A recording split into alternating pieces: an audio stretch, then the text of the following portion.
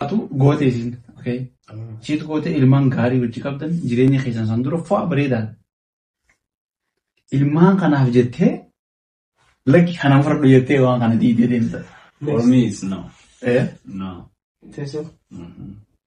Indeed. Never happened, bro. Why? Deebitee waan biraa fudhatte ilmaan dalee guddataa qiyyamoo qiyyaa harka keessatti rabtu gargaartee kumpaan na fakkaatu.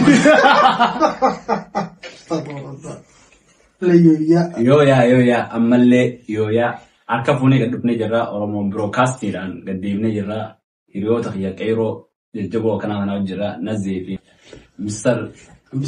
Ambasiliin yookaan aniif jaan. Lallaa maaliif wanti laayitiin kanaa adda achi keessaa bulte? Yaa kun adda akkaataa tooraa bultu. But it's the same though. From the same camera. Kami. No, ijiteenya wal nu dhawa bara. Kanaan nu dhiyaataami. Sanyoo kana fakkaata. Let's say you bro, amma jaartii biyyaa fidatte. Ayi toopikni keenya kanarraa mee ayyee. Jaartii biyyaa fidatta. Ati hard workerii amma ta dheeraa dalaydee mana biyya Faranjii keessatti bitattee jirta. Eega mana kana bitatte booda jaartii fuudhuu feeta. Jaartii biyyarraa fidatte.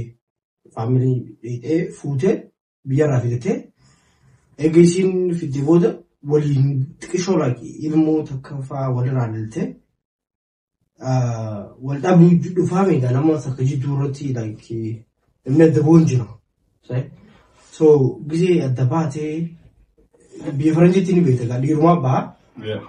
So gisee isii tana adda baatu koortitti amma waan kana haafaafi fudhadhaa isin nyaan isin galee.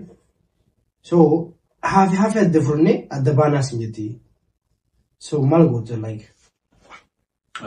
Angama hiyanga. Hafi okay. Bakka kanatti ilmaan let's make like ilmoo lama sadii qabdi haajan takkarraa illee jechuudha. Alright. Ilmoo lama sadii yoo qabaatte nama kanatti biyyaa fiddee osoo wajjin jiraattu mana kana takkiinuu ni ijaaree takkiinuu ni bitte manni keeti akkasii manni keeti. Osoo maskata galtanii wajjin wal dhabdan ni baatan dhiirumaan irraa baafamateetti. I think koortii sii geessee waan san adda wanta jechuurra ilmaan kee haalatti wanta godhurra mana san dhiisee bitumaan ba'a. Kanumaan dhiiraamu. Okay, yoo ijoolleen at least isillee ta'u ijoolleen keessaa jiraattu. Keessaa jiraattu. Okay. Yoo amma isiin namni kun ni ta'a. Okay, yoo amma isiin jaarsa biraa heerumte mana san ni fidatte yoo maal goota? That's the thing ammaan tana. Jaan godhu kasintee nuti waan jennu firaa dubbanna. Dubbii zamanaati. Haala jiruu zamanaati. Waan rabbii fide waan baga buute dachiin naqanne jettee gaafa bireen qabaddaa warra akka qabdu warra nuti jetteetus qabaddaa. Hangama kiyyaa maallaa sayyoo maqaa kiyyaan jiraatee kan hin bitee jiru taate shigalee isiin humna jibbitee deemteemi shigalee ilmoo sanniin fudhadhu haa jettu taate isa orraa hanga ilmoon tiyya guddattu ilmoon isii biraa jiraattu. Kana jidduu ati ammaan tana okay. No, yoo isin hafita dubbii dina kana daddarime daanya dhageeffadhu. Ilmoo tiyya fudhattee deemu barbaaddeemi mana ranaa beena jetteemi manni maqaa fi garmuuka ilmoo tiyya yoo naa kan ta'e inni guddisan ifin haadha ta'e nama biraa ta'e mana keessan guddifachuu sigalee. Yoo isin mana barbaadaa yookaan mana hojii qabnaa jettu taate yoo isin eeganootti hidhamte mana san mee foonee hojii kun taate of course kan dhiisee deemaa filmaan siitiif isila. Yoo isin dura kan inni fidu taate. Yoo dhiistee amma dhiistee baateef amma jaarsa biraa heerumtee yoo jaarsa san mana san fidatte yoo maal gootaadha. That's already finished. Waan takka ta'a qastee wayii ol deebisee fitti ol deebista. So maal goota manarra gurgurtaa jechuun ilmaan kee kana akkami? Manarra gurgurtamu ilmaan kee kana ool haafaafi amma fakkeenyaaf haafaafi fudhattee haafi san jaarsa siisa kan biraa sana hojii walitti hidhaate mana biraa bitatti garuu ati immoo mana dhabdee jechuudha. Mana kana haati like already build gootee wanti gootee kana ijoollee teetiifillee ni taa'ee yaaddeetti mana kana gootee gurguruuf osoo ta'e sigale fiichara ijoollee teetiifillee sigale isaanillee waan mana kana haadha alanii jettee ijoollee teetiif mucaa keetiifaa jettee yaadda. So yommuu isin jaarsa fidattee mana san keessatti jiraatte maal jettaan? Waan jettu jiraate. Jaarsa fidachuu sanii amma jechuun amma mana kana ati ijoollee jettee dhiistee isii sana isirra dabarteef isaaf. Garuu ati that's really difficult. Jechuun ilmaan kee kana amma sana adda gayyaasu mana kana irratti gurguree moobsiteetuma gartee hawji jiraatanii? Mana keessaa jaarsa furtee? No way. Akka gayyaatti yoo du'i daawwan hanga ilmaan keenya nama 16 hanga baranii si galee. Isin kana siinee dhufa. If no negin manna kun maqaa ijoolleetiin jiraachuu qaba. If no guduraatu mana kana eegaa na simee bara akka dura jetti. Yoon isii dura kan mee godhee jiraata manna kun maqaa kiyya. Eegaa yoo isin hojii kan mee goota gaafa mee godhatu yoo ilmoon jidduu jiraate maqaa ilmoo sanitti jira. Yoo osoo ilmoon dhufin duratti taa'ee nulachuutu wanta qabnu mokkam si galee haaba addaa baasne haaba kan san raayis waan ilmoo lameen takka ta'e lama ta'e ilmoo saniif haaba waan barbaadan raayis sanneefi si galee maanki haynaa yaadanii. Wanti kun booda gaati. Haadha wajjin immoo dungisee galtu abbaa biddeenaa kun dhiibbaa ilmaan keessatti godhu hin taasisu. Wanni ati isaan goote kun. Yaa ijoollee amma fakkeenya fayyaati. To be honest, walaa dhugaa dubbachuudha. Ilmoonti yoo haadhaatiin yoo adda baasaa ta'e si galee ilmooti isa yoo kana kan taate an guddifachuu itti sana jira. Most likely ilmoon haadhumaa jiru. Yaalaa jiruudhaati harkachuu dandeessu.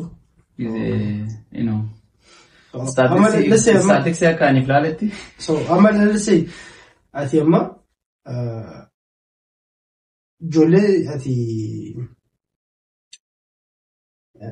ilmoota sana obboleeyyan qaban abbaa biraatirraa laayii jechuun haati abbaa biraarraa dhalte ijoolleeti amma gaafa dhixee ilaaltu gabaastee wanta kafaa bitaaf McDonald geessitee wanta ka bitaaf ijoollee sanillee hojii deeman obboleeyyanii ijoollee saniifis ni bitaa. Of course, maaliif bita like ijoolleen nuti miti maaliif bita like. Of course, ijoolleen tun yoo baattus mana takka jiraatan isaanis obboleeyyan isaati si galee anaaf ilmaan kee yoo baatan isaaf garuu obboleeyyan isaati si galee dirqama akka ilmooti jaallalutti ilmootaanis jaallaluun dirqama jenna. Yoo wanta ta'e yoo gartee abbaan ilmootee tana akka abbaa biddeenaa itti ta'e treating godhuun akka ilmaan isaaniitti. Kana ni beeytaati. Would you react back the same? Ati akkuma for me easy. Maal jennaan ni beeyta. Ilmaan isaa kana isarra caalchiseetiin tiriitu godhee si galee abbaa akka inni barnoota ilmaan isaa irraa horasee galee. Maal jennaan save that man. Ilmooti akkas godhaami ilmaan isaati waa bitu ilmooti waan bitu waan tokkotti godhaami hangaruu bitee isaan jiran isaan lamchuu waan barbaadan walqixa godhee hin godhan garuu ilmoota kana keessatti maaltu uumama teeshina waan ta'u uumama abbaan isaa kana naa godha akkana si galee abbuma isaanii kana badaa godhaa dha. Hoomatanii akka inni irraa baratu godhanii jechuudha. Ani yaadna keessanii siin jaajamaloo. Waa hundaafuu gaa'aatti kana akkuma haasootti haasofne malee rabbiin irraa haa qabu. Waan akkanaa rabbi namni bidini. Namni gisee like family na tabaatu. Ijoolleen effecti hedduu mentaalii ta'e. Abbaa ijoollee amma fakkeenya ijoolleen abbaa malee bitachuun hedduu like mentaalii kanarratti hedduu xiqqishoo rakkootti dhufa. Dhalaallee haa ta'u. So it's not a positive thing. Ijoolleen like haadhumaa fi abbaa bifa. Haadha malee hin tolani fayyisanii. Hadir martu isa. Tokko waa isa. Tokko maasaa. Obboleeyyanii. Haadha malee hin tolani wallaahi ilmoon haadha malee hin toltu. Waa eebar ta'ullee ilmoo harkannaan bultii sun diiguun gaarii miti. Hangara bitee dandeessetti. Ilmoon jidduu dhufnaan fa'a. Sometimes it doesn't matter how hard it gets. Gaafa ilmoon teessan success taatee yookaan barnootaan ta'ee irraa ifteen jira ifiin beekaa jettee you can live, you can life fidee jiraachuu dandeessan booda yoo umrii rabbi si dheeresse.